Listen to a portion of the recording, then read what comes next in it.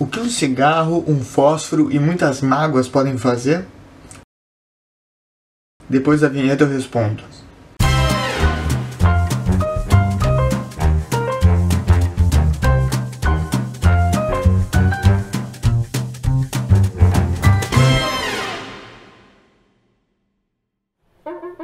A Amélia não tinha a menor vaidade. A Amélia que era mulher de verdade. Se você pensou samba, não tá errado, mas também não era disso que eu tava falando.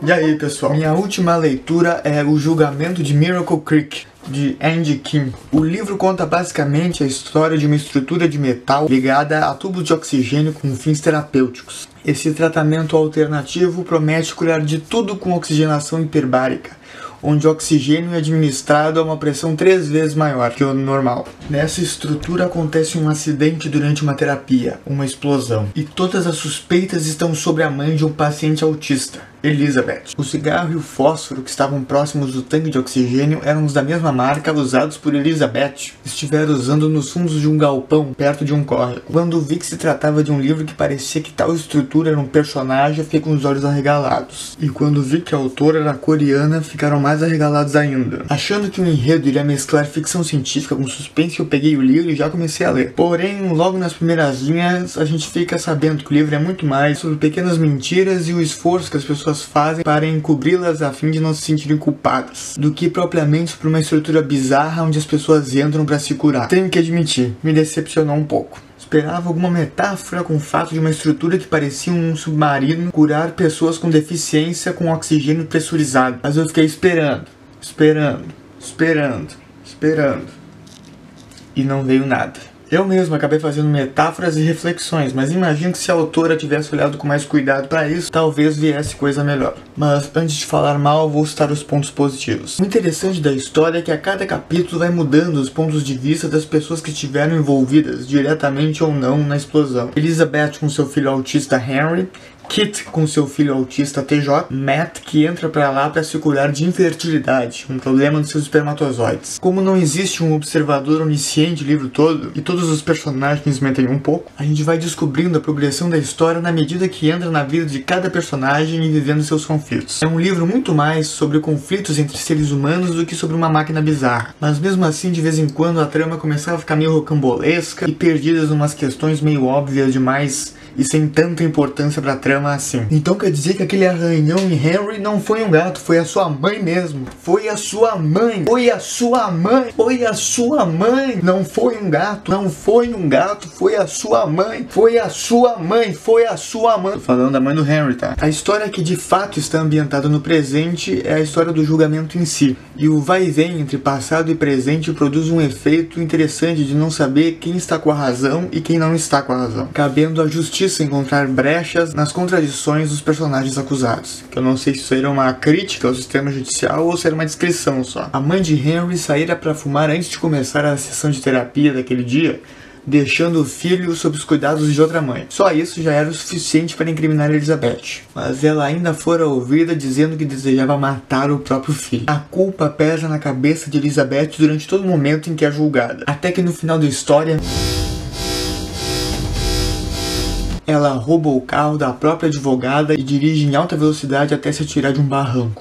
Outro ponto interessante é a questão da xenofobia enfrentada pelos personagens principais. Como eu disse, os personagens principais não estão permanentemente em destaque no enredo. Young, Peck e Mary são uma família coreana que se muda para os Estados Unidos a fim de ter uma vida melhor. Mas o que encontram aqui é a indiferença e o tratamento quase sádico dos americanos. Moram num casebre simples e parece que, ironicamente, enquanto que tentam curar doenças, também se acham uma doença em solo americano. Importante salientar a relação entre Peck e Mary. Pai e filhas são bastante confidentes um do outro e guardam segredos da mãe. Mais um ponto onde o livro acerta é ao descrever sentimentos vergonhosos das mães de autistas. Às vezes querem que eles morram, às vezes enchem o saco dos próprios filhos, às vezes não aguentam mais levar a vida que levam. E antes que me chamem de insensível, eu explico. Gosto de livros e acredito que toda boa literatura seja assim, que relativizam as coisas, mostrando o outro lado de tudo. Afinal, sejamos francos, só sabe mesmo o que fala alguém que cuida de algum deficiente, a própria pessoa que o cuida. Não sabemos o que fala ao dormir, tomando banho, acordando de manhã mal-humorados. Mas para o fim, vemos a hipocrisia das mães de outros autistas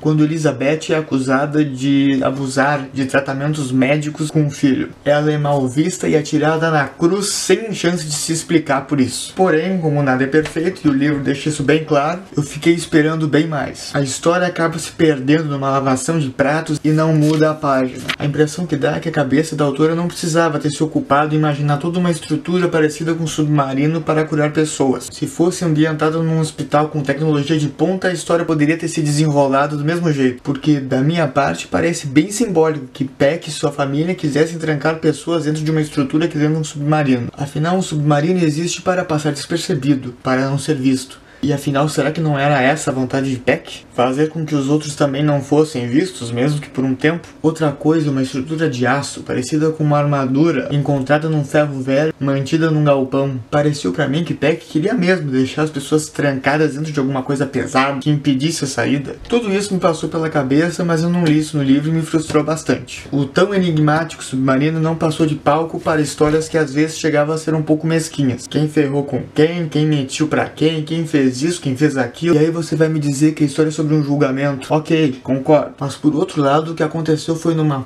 porra de um submarino dentro de um galpão. Na minha opinião, o livro acabou focando muito mais na questão jurídica do que nas possíveis viagens que poderiam acontecer dentro desse submarino, que no final nunca aconteceram. No finalzinho, quando a estrutura é retirada por guindastes e presa num caminhão para ir pro ferro velho, o parágrafo descreve Yang e a personagem Teresa contemplando o submarino desaparecendo ao longe. E só. Até me deu um gostinho de satisfação imaginar um submarino velho preso num caminhão como se estivesse navegando no ar ao invés de estar embaixo d'água. Mas isso foi um pacote de miojo para quem já tinha corrido uma maratona. A própria pessoa culpada pelo crime, quando a gente descobre, parece que está ali meio ok, tanto faz, só para dar um gostinho de final inesperado no enredo e fingir que não deixou a peteca cair. Afinal, gostei do livro? Sim, gostei. Não dá para dizer que não fiquei curioso para saber o que aconteceu no final. Afinal, o livro é bom? Sim, não dá pra dizer que é mal escrito, se bem que em algumas partes o estilo da autora fica meio burocrático. Afinal, achei a história satisfatória? E aí eu tenho que dizer, não. Esperava mais profundidade em descrições mais alegóricas, em metáforas, em sentimentos antagônicos e vergonhosos, em conflitos envolvendo uma mãe que se esforça pra ser boa com um filho autista e acaba pecando. Tudo acaba indo pra um lado meio prático e objetivo demais, beirando a mesquinharia. E no final é que a autora consegue dar um último fôlego pra que a história acabe com dignidade e alguma sublimação. Porém, os conflitos, por mais práticos e objetivos que fossem, tinham bastante sentido e verossimilhança com o mundo real, o que me fez ficar curioso para saber o que seria feito daqueles personagens no fim da história. E você, o que achou do livro? Comenta aí o seu ponto de vista. Não se esquece de deixar um like que sempre ajuda.